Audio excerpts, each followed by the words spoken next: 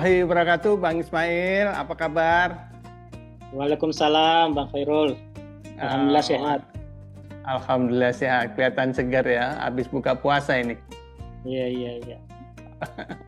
Bang Ismail nih kita ngobrol bincang-bincang lah santai mengenai Siap, perang Bang. yang dipaksakan oleh Israel dan Amerika Serikat ya. Iran kemarin hari Sabtu ya, pekan lalu 28 Februari Iya, iya. 2026 dikirimin bom ya, terutama di Iya. kota Teheran. Bisa cerita sedikit mengenai kondisi peperangan saat itu dan sampai sekarang, Bang Ismail? Silakan.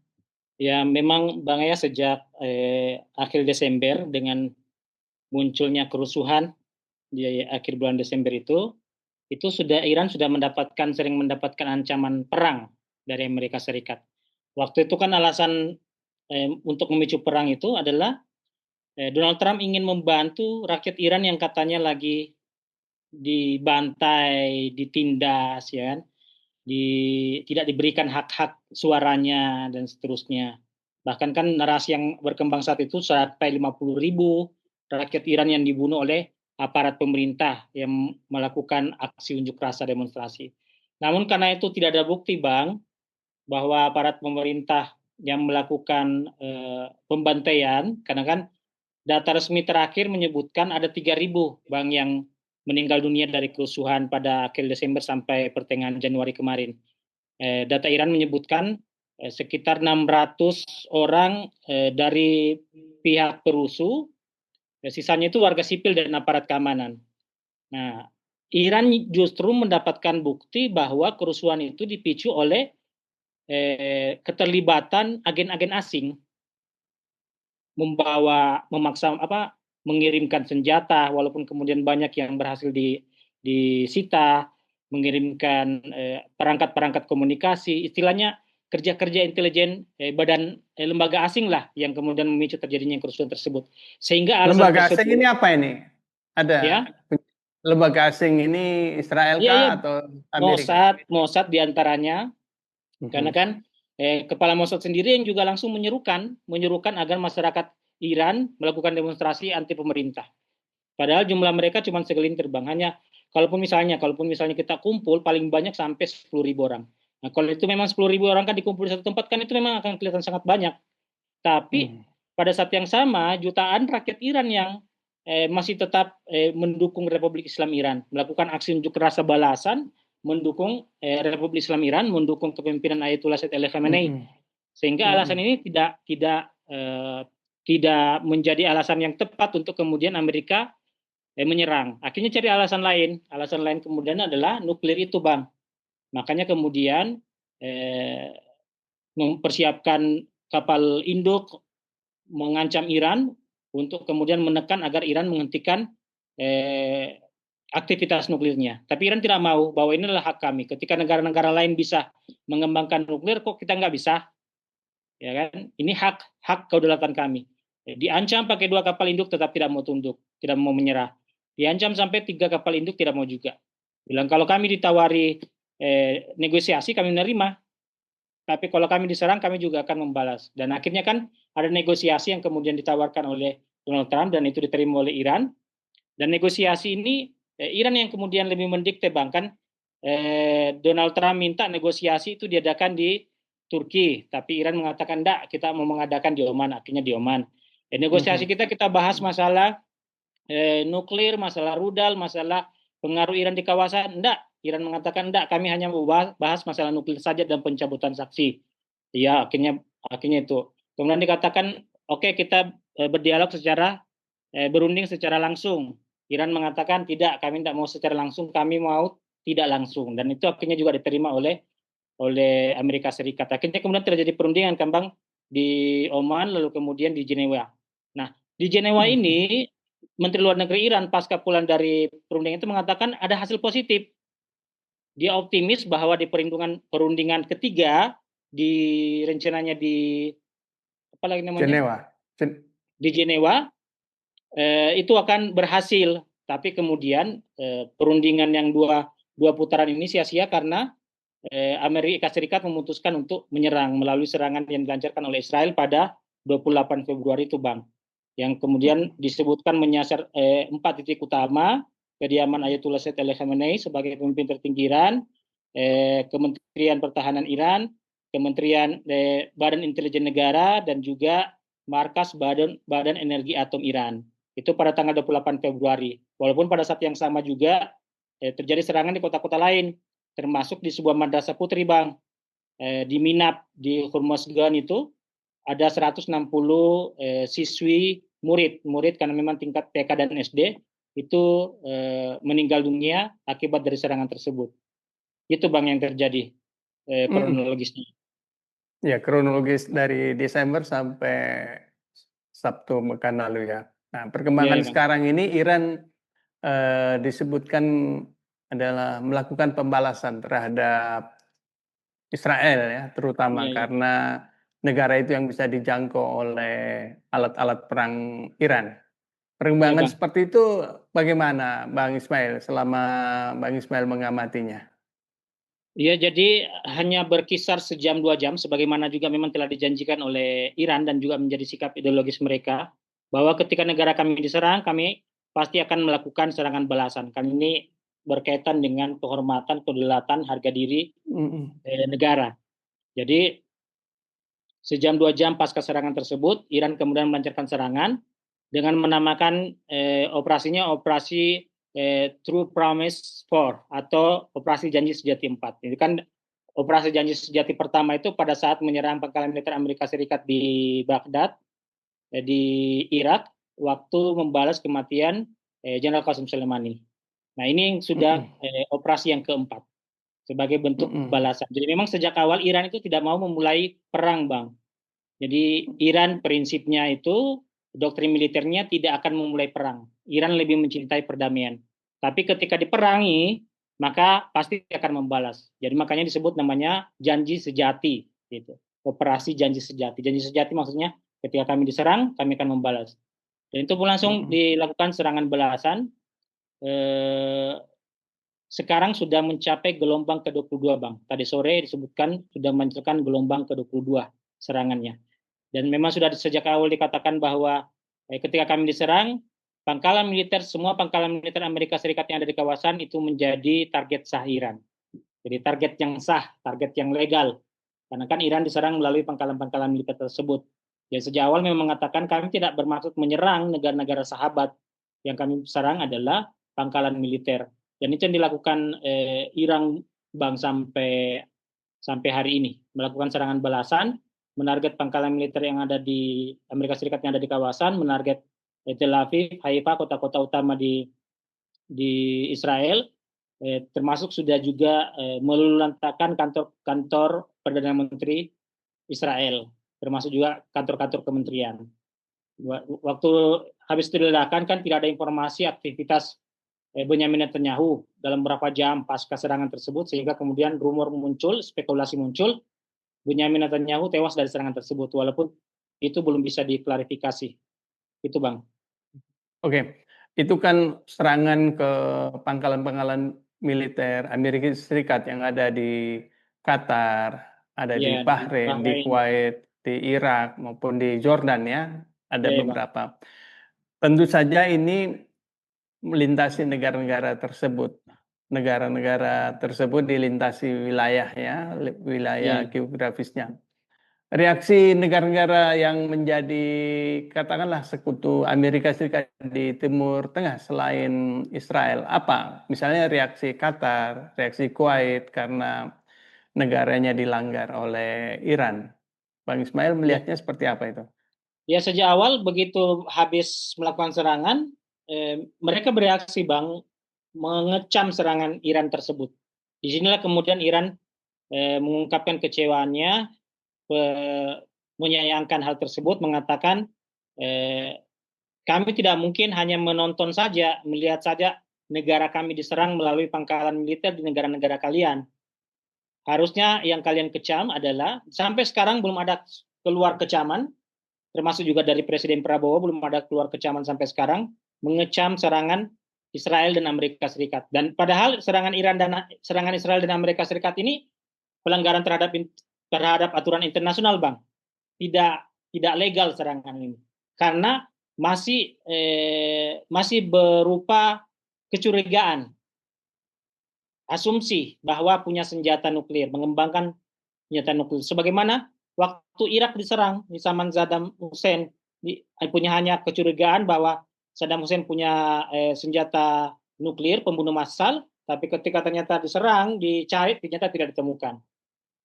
Yang mengherankan menurut Iran, Israel yang jelas-jelas sudah banyak menggunakan senjata yang dilarang, dan itu digunakan di Gaza, yang senjata apa namanya itu, yang sampai semua jasad korban itu menguap karena saking panasnya, itu katanya sampai 3000 derajat Celcius, jasad itu, tubuh korban itu langsung menguap, langsung hilang. Itu adalah senjata yang dilarang, tapi digunakan oleh Israel. Dan jelas-jelas Israel banyak mengagresi negara-negara sekitarnya, melakukan serangan-serangan ilegal, bahkan penggunaan senjata terlarang, tapi tidak mendapatkan penyikapan serupa sebagaimana yang dirasakan oleh Iran. Israel tidak mendapatkan sanksi, tidak diembargo, suplai senjata masuk ke Israel itu tetap ada dari Amerika Serikat, dari Eropa, kecuali karena sejumlah negara Eropa kemudian menahan untuk membatasi pengiriman senjata karena masyarakatnya demo. Tapi Amerika Serikat melalui Donald Trump itu masih terus memberikan suplai senjata ke Israel, bahkan memuji Benjamin Netanyahu bahwa senjata-senjata itu dipergunakan dengan baik. Padahal senjata-senjata itu digunakan untuk membumi hanguskan gedung-gedung sekolah, rumah sakit, tim medis disasar, jurnalis dibantai, termasuk anak-anak kecil, perempuan, kan sampai hampir 100.000 korban yang kemudian kebanyakan dari warga sipil dari serangan-serangan tersebut. Disinilah Iran kemudian mengungkapkan rasa apanya ya, kekecewaannya terhadap sikap negara-negara sahabat di Teluk ini. Kenapa bukan mengecam Amerika Serikat dan Israel atau berupaya untuk mencegah terjadinya konflik ini, terjadinya konfrontasi langsung ini, kan punya istilahnya punya kendali, punya kewenangan untuk kemudian melarang itu, melarang penggunaan wilayah udaranya untuk digunakan, melarang pangkalan militernya untuk digunakan. Banyak sebenarnya yang bisa dilakukan negara-negara sahabat ini untuk bisa mencegah perang. Tapi karena dibiarkan, dan ketika Iran membalas, Iran malah yang mendapatkan kecaman. Nah, disinilah kemudian Iran mengatakan bahwa terjadi standar ganda, dan dari dulu standar ganda itu selalu diterapkan atas Iran. Gitu, Bang. Oke, Bang Ismail, ini tampaknya eskalasi perang ini akan terus meningkat ya, kian meningkat maksud saya. Ya kan, jadi serangan-serangan Iran yang tadinya ditujukan ke Tel Aviv, kemudian berkembang ke Haifa, salah satu kota besar di Israel. Nah, bagaimana Anda melihat apakah perang ini bisa diprediksi bisa cukup lama, membutuhkan waktu berbulan-bulan bahkan tahun, atau bagaimana, Bang Ismail? Ya, sejak awal, Bang, memang Iran mengatakan bahwa ketika diserang akan siap membalas, dan kali ini itu sulit kompromi, Bang. Sulit untuk Iran menerima tawaran gencatan senjata. Yang dibunuh adalah pemimpin tertinggi mereka. Ini sebuah kehormatan, kedaulatan, garis merah sudah.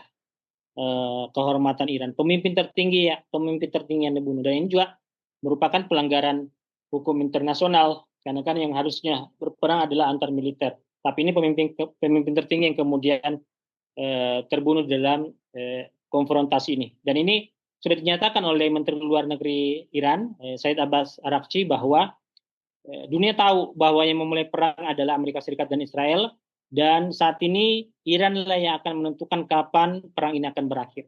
Jadi Iran akan terus melakukan serangan balasan, akan terus, dan Iran sudah punya pengalaman sebelumnya, Bang, membuktikan memiliki daya tahan yang lebih kuat, daya tahan yang lebih besar terhadap konfrontasi seperti ini. Iran punya pengalaman berperang dengan Saddam Hussein dengan Irak 8 tahun. dari 81 sampai 89, 80 sampai 88. Ini perang Irak-Iran. Dan di saat itu Iran dalam posisi sangat terbatas persenjataannya. Masih lemah posisinya karena baru berdiri sebagai Republik Islam Iran. Istilahnya sudah berdarah-darah, memulainya dari nol karena kas negara kosong, dana kas negara itu dibawa lari oleh Shah Pahlavi. Dalam keadaan istilahnya dalam keadaan minus mereka memulai negara mereka, membentuk Republik Islam Iran. Belum cukup setahun, tahun 80 udah diinvasi oleh Amerika Serikat, oleh Irak, itu juga atas hasutan Amerika Serikat. Ya. Jadi Iran pada saat itu dengan kondisi begitu sangat terbatas bisa membuktikan diri bertahan, dan akhirnya perang itu kemudian selesai dengan Saddam Hussein yang akhirnya memilih sendiri untuk berhenti. Bahkan Iran pada saat itu dianggap bisa masuk ke wilayah Irak, berada dalam posisi menang, bisa menggeser masuk ke dalam, tapi atas perintah pemerintah Imam Khomeini, perang kemudian berakhir, tidak dilanjutkan. Dan kemudian dari saat itu Iran kemudian memulai membangun, apalagi dalam posisi sekarang Bang, yakni Iran sangat begitu percaya diri, sangat optimis dengan kekuatannya, dengan kemandirian persenjataan, kemandirian militer angkatan perang yang mereka punya. Mereka tidak menggantungkan senjata pada produk-produk luar negeri. Mereka menggunakan produk-produk domestik lokal, sehingga kemudian percaya dengan kemampuan mereka. Walaupun sekarang kan diklaim sudah 80% kekuatan militer Iran itu berhasil dihancurkan Amerika Serikat, tapi Iran mengatakan bahwa itu hanyalah klaim-klaim yang tidak bisa dipercaya. Sampai sekarang masih melancarkan serangan gelombang ke-22, mulai dari gelombang ke-19, Iran itu mulai menggunakan generasi terbaru dari roket-roketnya. Sebelumnya Bang itu masih stok lama. Bayangkan Iran itu dari tahun 2000 sudah memproduksi rudal roket, dan itu tidak pernah dipakai. Karena memang doktrin militer Iran itu, roket-roket ini kita buat, ya bukan untuk menyerang negara lain, tapi untuk mempertahankan negara. Katanya doktrinnya itu agar negara kita tidak diserang, kita harus punya kemampuan perang. Kayak gitu doktrin militernya, dan itu yang dilakukan. Sementara di posisi yang lain, Israel ini khawatir dengan rudal-rudal itu. Dia khawatir rudal itu dengan jangkauan yang sampai ke Tel Aviv, sampai ke Haga. Dia mengatakan ini berbahaya Iran ini, makanya harus dicegah. Makanya melalui Amerika Serikat, Iran kemudian mendapatkan sanksi, embargo, kemudian tekanan untuk dua permintaannya itu Bang. Tiga permintaannya Israel yang dititip melalui Amerika Serikat. Pertama, menghentikan produksi roket. Jadi bukan sekadar membatasi, menghentikan produksi roket, itu yang pertama. Kalau tidak mau menghentikan produksi roket, tidak mau membatasi, minimal, ini yang permintaan kedua, jangkauannya dibatasi. Iran kan sudah bisa memproduksi roket dengan jangkauan 2.000-3.000 km, Bang. Itu sudah bisa menjangkau antar benua. Ini apalagi kemarin dengan kantor Perdana Menteri berhasil disasar, berhasil jadi target, artinya semua titik strategis di Israel itu bisa berada di bawah jangkauan senjata-senjata roket-roket Iran. Ini berbahaya bagi Israel, sehingga kemudian meminta itu. Ketiga adalah pengaruh Iran di kawasan, di regional. Karena Iran kan selama ini dikatakan punya proksi Bang. Karena Iran tidak bisa menyerang langsung karena terbatasi oleh hukum internasional, sehingga Iran kemudian menggunakan proksi-proksi. Walaupun Iran tidak mengakui bahwa itu proksi, bahwa itu adalah aktor-aktor independen, berdiri sendiri, mengambil keputusan sendiri. Kami cuma bantu persenjataan, bantu pelatihan militer. Karena kan Hizbullah itu berperang dengan Israel karena Lebanon Selatan dijajah Bang sebelumnya. Sampai kemudian berhasil dibebaskan kembali tahun 2006 melalui Hizbullah ini. Jadi artinya Hizbullah punya kepentingan sendiri, sementara proksi itu adalah membawa kepentingan induknya. Nah, Hizbullah punya kepentingan sendiri untuk membebaskan negara mereka dari penjajahan Israel. Begitu juga Hamas, lebih jelas lagi bukan proksi, karena Hamas punya kepentingan membebaskan diri dari penjajahan Israel. Sementara kalau dikatakan tadi bahwa proksi itu harus mengikuti instruksi, semua instruksi kepentingannya Iran. Iran tidak punya kepentingan di sini. Cuman karena Iran Republik Islam Iran, semboyannya, slogannya adalah membantu kaum mustadafin, membantu negara-negara yang tertindas, membantu memperjuangkan kemerdekaan Palestina, makanya dibantu lewat senjata, pelatihan militer. Begitu Mm-mm. juga Ansarullah di Yaman. Ya, jadi itu bukan proksinya Iran. Nah, ini yang Baik, diminta oleh oke. Israel agar kekuatan-kekuatan perlawanan ini tidak dibantu lagi sama Iran. Begitu, Bang. Baik, baik. Satu lagi pertanyaan saya, setelah Iran diserang dari hari Sabtu lalu dan sekarang pun masih penyerangan Israel dan Amerika Serikat ke wilayah Iran masih berlangsung ya. Mungkin bisa digambarkan mengenai kondisi masyarakat di Iran, terutama di Teheran maupun kota Suci Qom ya, tempat Anda tinggal. Itu Ya, ya, pertama. Bang. Yang kedua, apakah terjadi polarisasi di kalangan masyarakat menentang peperangan ini kah atau semua kompak mendukung langkah pemerintah Iran untuk perang melawan Israel dan Amerika Serikat? Silakan Bung Ismail. Iya, iya, Bang. Saya minta maaf minum Bang ya karena Lanjut, lanjut. masih Santai saja. ya, benar, Bang. Eh, Heeh. jadi sejak awal diserang, apa tadi pertanyaan-pertanyaannya, Bang?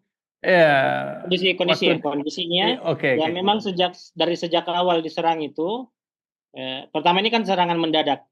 Serangan yang Ya. sebenarnya walaupun memang harusnya Iran tetap bersiap siaga karena kan sudah sering diancam. Mhm. Cuman kan negosiasi masih sedang berlangsung, Bang. Ancamannya Mhm. di Amerika Serikat itu dalam 15 hari ketika negosiasi gagal, kami akan menyerang. Kami akan mengambil opsi Mhm. militer. Sementara baru 5 hari dari ucapan itu, Bang. Masih ada waktu 10 hari. Jadi Mhm. walaupun memang sebenarnya harus siap siaga, tapi setidaknya Iran pada saat itu menganggap bahwa tidak akan terjadi serangan. Belum lagi, belum lagi itu hari Sabtu, Bang. Menurut menurut doktrinnya Alkitab yang diyakini orang-orang Yahudi, Sabtu tidak boleh berperang. Hari Iya ya. sucinya Yahudi. Iya iya iya, Israel sahabat. menyerang di hari Sabtu pagi. Sahabat. Sabat. Iya, hari Sabat. Bagaimana polarisasi masyarakat di sana menanggapi perang ini?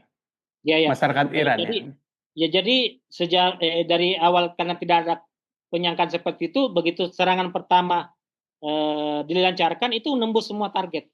Jadi terbunuh Ayatollah Said Ali Khamenei, eh, kepala Badan Intelijen terbunuh, kemudian Menteri Pertahanan terbunuh, kemudian Panglima IRGC terbunuh, kemudian Jenderal Ali Samkhani, salah satu jenderal senior, mantan Ketua Dewan Keamanan tertinggi Iran, itu juga terbunuh. Jadi dalam posisi tidak menduga akan adanya serangan mendadak tersebut.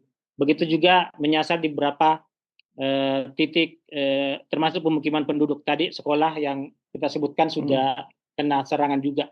Jadi sejak itu serangan-serangan selanjutnya itu mendapatkan sudah mulai aktif tuh sistem pertahanan udaranya sehingga ada aksi jual beli serangan. Sampai sekarang Mhm. disebutkan ada sekitar 50 drone Amerika Serikat dan Israel yang berhasil dijatuhkan jenis Hermes dan MQ-9, MQ-9. Kemudian jet Eh, tempur. Bang Ya, Ismail, tapi ya, mereka rakyat Iran mendukung sepenuhnya 100% perang ini melawan dua ya, ya. negara itu. Jadi kalau dibilang 100% tidak juga karena tetap ada masyarakat bagian kecil dari masyarakat Iran yang termasuk yang terlibat dalam kerusuhan kemarin itu. Itu jadi gini Bang, saya harus jelaskan dulu. Iran itu punya Republik Islam Iran itu punya 3 musuh Bang. Itu yang pertama musuh Amerika Serikat dan Israel kan musuh eksternalnya.